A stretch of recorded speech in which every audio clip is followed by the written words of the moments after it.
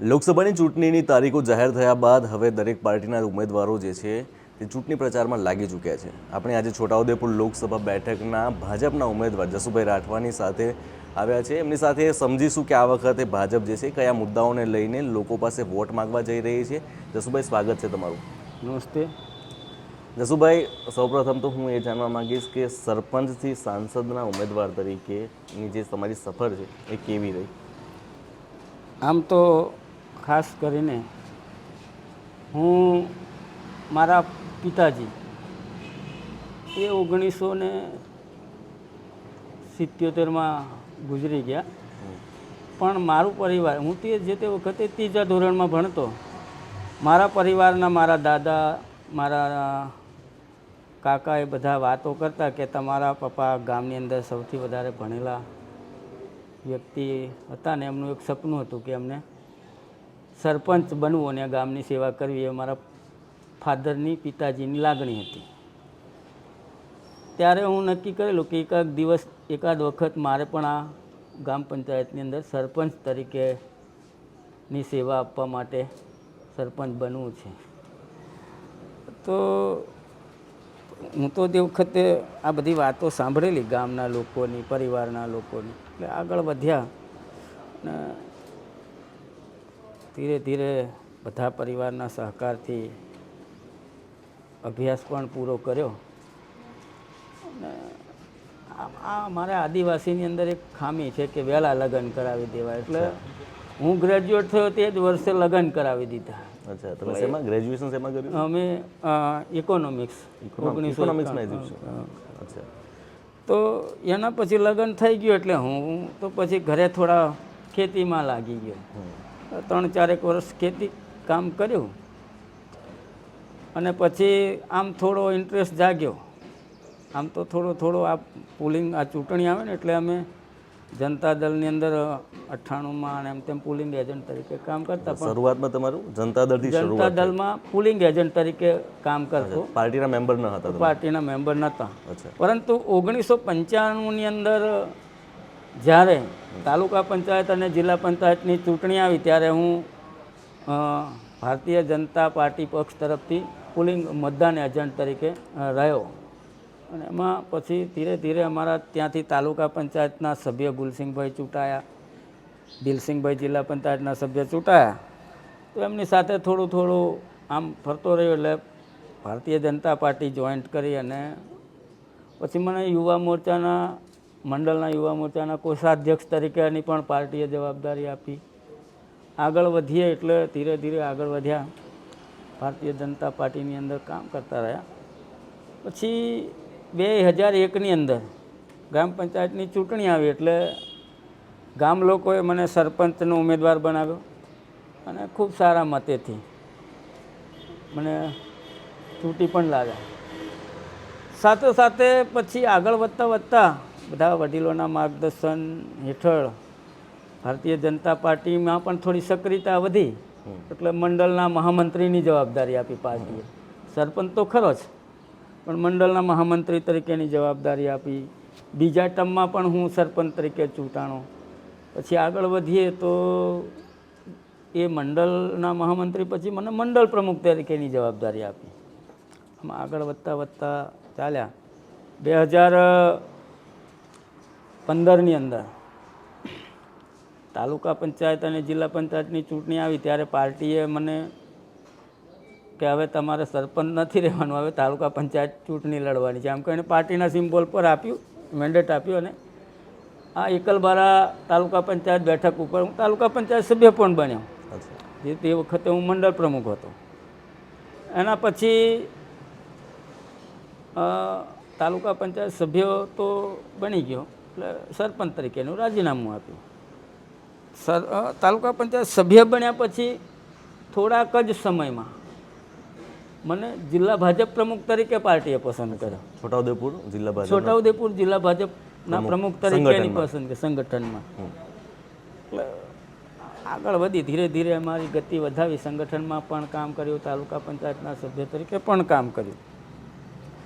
અને 2017માં છોટાઉદેપુર વિધાનસભાના ઉમેદવાર તરીકે પણ પાર્ટીએ મારી પસંદગી ઉતારી અચ્છા. અને એમાં જે તે વખતના વિરોધ પક્ષના નેતા જે હાલ ભાજપ જે હાલ ભારતીય જનતા પાર્ટીમાં છે જેમની સાથે તમે અત્યારે કામ કરો છો. કામ કરું છું એ આદરણીય મોહનસિંહભાઈ રાઠવા સામે મારે ચૂંટણી લડવાનું થયું હમ. અને નજીવા 1093 મતથી મારી હાર થઈ અને હું એ હારને તો સ્વીકારી લીધી અને પછી ભારતીય જનતા પાર્ટીએ મને ગુજરાત આદિજાતિ વિકાસ નિગમ ખરું ને એમાં ડિરેક્ટર તરીકેની જવાબદારી આપી અને ગોવિંદ ગુરુ યુનિવર્સિટીમાં પણ મને સિન્ડિકેટ મેમ્બર્સ તરીકેની જવાબદારી આપી એટલે એ જવાબદારીઓ આપતા રહ્યા. આની તમારું અત્યારે સાંસદના ઉમેદવાર તરીકે પસંદગી થઈ તે પહેલાં તમે લગભગ ભારતીય જનતા પાર્ટીના દરેક હોદ્દાઓ પરથી રાજીનામું આપી ચૂક્યા હા. એ વાત શું છે અને તે બાદ પાર્ટીએ તમારી પસંદગી કરી? એમાં એવું હતું કે માન્ય પ્રદેશ અધ્યક્ષ CR પાટીલ સાહેબનો એક નિયમ છે કે એક જ વ્યક્તિ 2 હોદ્દા પર નહીં રહી શકે. તો આ સમય દરમિયાન મારી પાસે એક તો મને પ્રદેશના મોરચાના ઉપાધ્યક્ષ તરીકેની પણ જવાબદારી આપેલી, પ્રદેશના આમંત્રિત સભ્ય તરીકે પણ મને જવાબદારી આપેલી અને એ સિવાય વહીવટની વાત કરીએ તો છોટાઉદેપુર તાલુકાની ગુજરાત પેટર્નની આયોજન સમિતિ ખરીને એમાં સરકાર નિયુક્ત સભ્ય તરીકે પણ હું હતો. અચ્છા. ઓલરેડી એ સમય દરમિયાન હું એક તો મારું જે નિગમના ડિરેક્ટર તરીકેનું પદ હતું એ પણ એની સમય મર્યાદા પૂર્ણ થયેલી અને યુનિવર્સિટીના સિન્ડિકેટ સભ્યની પણ સમય મર્યાદા પૂર્ણ થયેલી અને રશ્મિભાઈ પ્રમુખ હતા ત્યારે મને એવું કીધું કે તમને પાર્ટીનો આદેશ છે કે ગુજરાત પેટર્નની આયોજન સમિતિના સભ્ય તરીકે તમારે રાજીનામું આપવું છે. એટલે ઓલરેડી હું આપેલું જ હતું, એમાં કોઈ વિષય નહોતો. પરંતુ માન્ય પ્રદેશ અધ્યક્ષશ્રીએ એવું કીધું માન્ય પ્રમુખશ્રીને, એટલે પ્રમુખશ્રીએ મને સૂચના કરી કે આ માન્ય પ્રદેશ અધ્યક્ષશ્રીનું સૂચન છે કે આપને રાજીનામું આપવાનું છે. એટલે હું એમની સાથે વધારે વાત સમજ્યો નહીં, પણ ભારતીય જનતા પાર્ટી એક એવી પાર્ટી છે કે જે અધ્યક્ષ આધારિત પાર્ટી, એટલે અમને જે અધ્યક્ષ સૂચન કરે એમાં અમારે કોઈ બીજો વિષય ચર્ચા આવતી નથી. એમને જે આદેશ કર્યો એનું પાલન કરવાનું અને એમને પાલન કરવાના સ્વરૂપે હું તમામ જે ભારતીય જનતા પાર્ટીના જે તમામ હોદ્દાઓ હતા એના પરથી રાજીનામું આપ્યું એમના માન્ય અધ્યક્ષના આદેશ અનુસાર. પછી પાર્ટીએ મને જે જવાબદારી આપું કે કયા હોદ્દાનું રાજીનામું સ્વીકારવું, કયાનું રાખવું, એ પાર્ટીનો વિષય હતો. Okay, cut to the point. હાલના ચૂંટણીના સિનારીઓ પર આવીએ.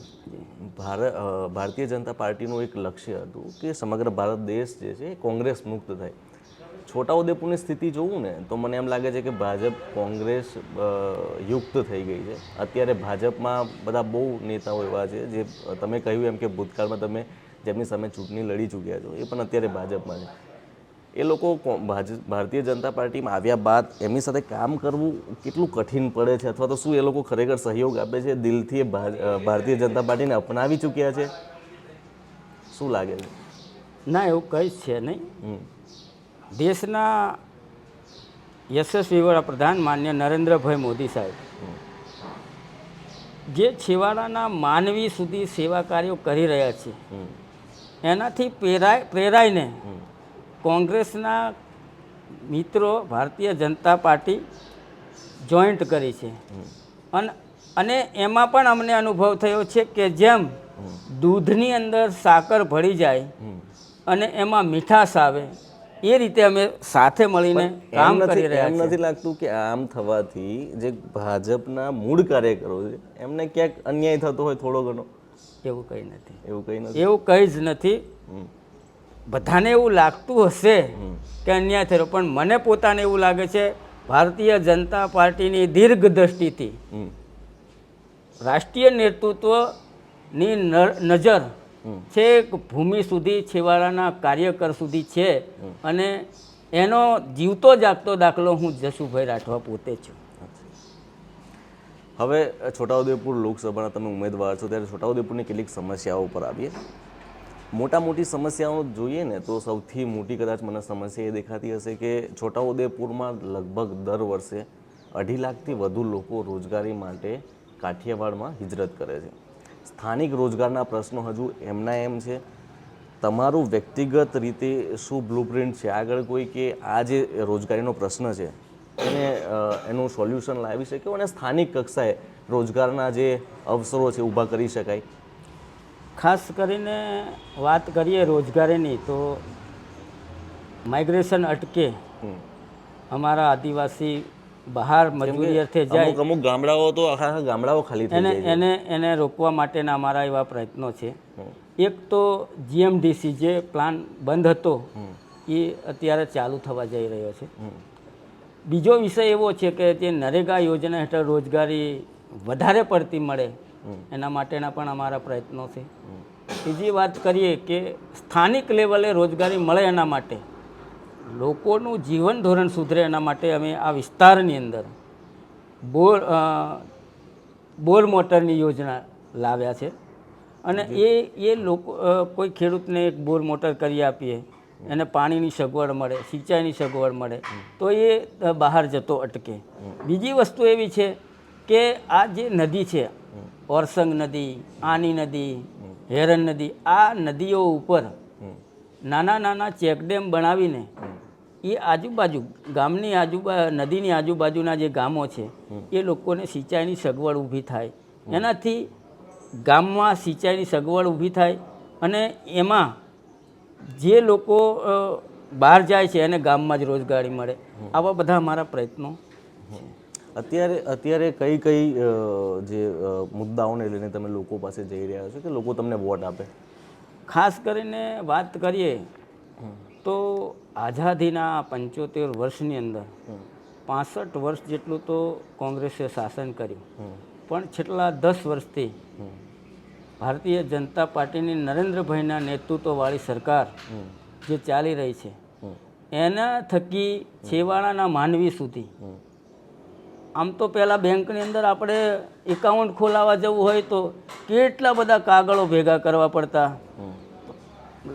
છેવાડાનો આદિવાસી જો બેંકમાં ખાતું ખોલાવવા જાય તો ત્યાં કાગળ જોઈને જ આવતો રહે એટલે ખાતું જ નહોતું. પણ નરેન્દ્રભાઈ મોદી સાહેબ આવ્યા ત્યારે બેંકનું એકાઉન્ટ તરત જ ખુલી ગયું અને સામેથી બોલાવીને ખોલાવ્યું. તો અમને એવું થતું કે આ કેમ ખોલાવ્યું, પણ એના પછી ખબર પડી કે નરેન્દ્રભાઈ છેક દિલ્હીથી જે રૂપિયો મોકલે છે એ પૂરેપૂરો રૂપિયો છેક છેવાડા સુધી પહોંચે એના માટેના સરકારના પ્રયત્નો છે.